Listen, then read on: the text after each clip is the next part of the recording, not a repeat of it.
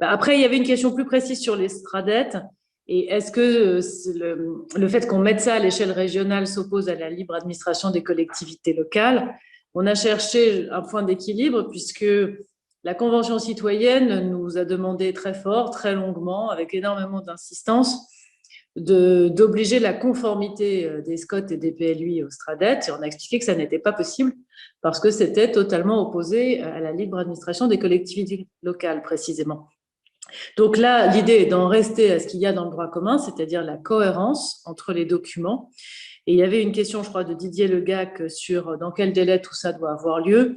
Moi, je suis très ouverte au fait que ce soit un petit peu plus long qu'en 3 ans, parce que je reconnais que c'est de toute façon extrêmement ambitieux de le faire en 3 ans, d'autant plus quand on a des collectivités qui sont elles-mêmes en train d'adopter ou d'être sur le point d'adopter leur SCOT ou leur PLUI. Donc, l'objectif est au niveau régional, mais ça n'est pas une conformité, ça ne serait pas possible, c'est une simple mise en cohérence. Sur la première remarque de Didier Legac, oui, c'est évidemment une question qu'on s'est posée, de savoir s'il fallait différencier entre régions. On a finalement considéré qu'on n'aurait pas de bons critères, qu'on n'aurait pas de critères acceptés par tous, et que précisément les régions sont maintenant grandes. Alors certaines ont été agrandies récemment, ce n'est pas le cas de la Bretagne, mais sont maintenant suffisamment grandes pour avoir la masse critique qui permet de se dire que 50%, c'est possible partout.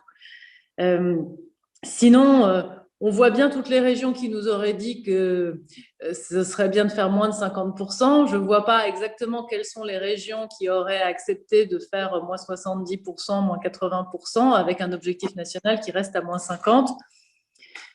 On a simplement dit clairement dans la loi que pour la région Île-de-France et pour les Outre-mer, ce taux serait fixé dans la négociation locale, parce que c'est 2 cas qui sont très particuliers.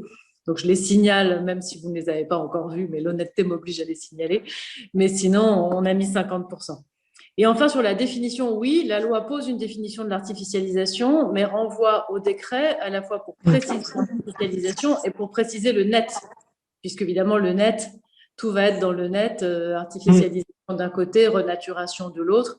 Et c'est aussi très important de se laisser cette soupape parce qu'on aura toujours besoin d'aller chercher des terres naturelles dans certains cas, d'extension d'activités économiques, d'extension de villes, d'extension d'activités industrielles, ça a été cité. En revanche, il faut qu'on puisse aller dans l'autre sens, rendre des terres à la nature. Et on a quand même malheureusement beaucoup de terres qui sont devenues un peu des no man's land à plein d'endroits différents.